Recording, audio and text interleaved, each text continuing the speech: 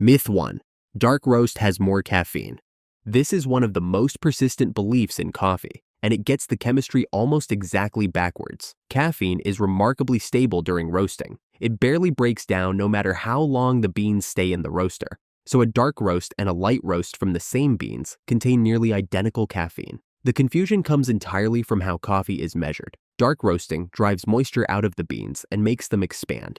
So a dark roast bean ends up larger and lighter than a light roast one. Measure your coffee by scoop, and a scoop of light roast actually packs in slightly more caffeine because the denser beans take up less room. Measure by weight, and the difference all but disappears. The smoky bitterness of a dark roast tastes stronger, which is where the myth comes from, but taste is not caffeine. Myth 2. Espresso is stronger. Whether this is true depends entirely on what you mean by stronger. By concentration, espresso wins easily. A single ounce holds around 63 milligrams of caffeine, while an ounce of drip coffee holds closer to 12. Ounce for ounce, espresso is roughly 5 times as caffeinated, but almost nobody drinks coffee by the ounce. A single espresso shot is about 1 ounce. A regular mug of drip coffee is 12. So that mug, sipped slowly at your desk, typically delivers more total caffeine, around 120 milligrams, than a single shot or even a double. Espresso feels stronger because it arrives concentrated and you drink it fast, hitting your system in seconds rather than over an hour. The intensity is real. The caffeine math is the opposite of what it feels like. Myth 3.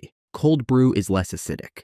This one is true, though not for the reason most people assume. The popular claim is that cold brew has dramatically lower acidity than hot coffee. When researchers actually measured the pH, they found the two were nearly identical, both sitting around 4.85 to 5.13. By the strict chemical definition, cold brew is barely less acidic at all. But pH isn't the whole story. Cold brew contains a lower total concentration of certain acids, the ones that produce the sharp, bright bite of hot coffee, and that tend to irritate sensitive stomachs. Brewing slowly in cold water simply extracts fewer of them. So the smoothness people taste is real, and the gentleness on the stomach is real. It just comes from the total acid load, not from the pH number everyone assumes is doing the work.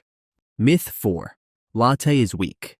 In terms of caffeine, this reputation is mostly undeserved. A standard latte is built on the same 1 or 2 shots of espresso as a cappuccino or a flat white. What sets it apart is the milk. A latte simply has much more of it. All that steamed milk softens and rounds out the espresso, so the drink tastes mild and creamy, and people read that mildness as weakness. But the caffeine comes from the espresso, and the espresso hasn't changed. A latte and a cappuccino made with the same number of shots contain the same caffeine. The large cafe lattes that dominate chain menus often contain 2 or even 3 shots, which can quietly make them some of the most caffeinated drinks on the board. Weak in flavor is not the same as weak in effect. Myth 5. Instant coffee is bad for you.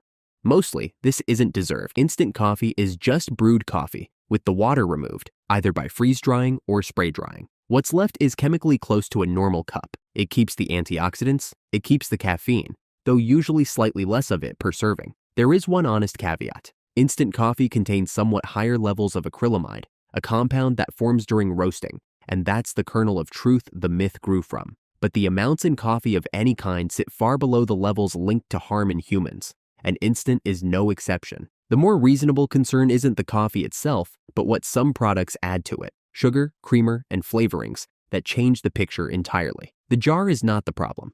Myth 6. Decaf has no caffeine.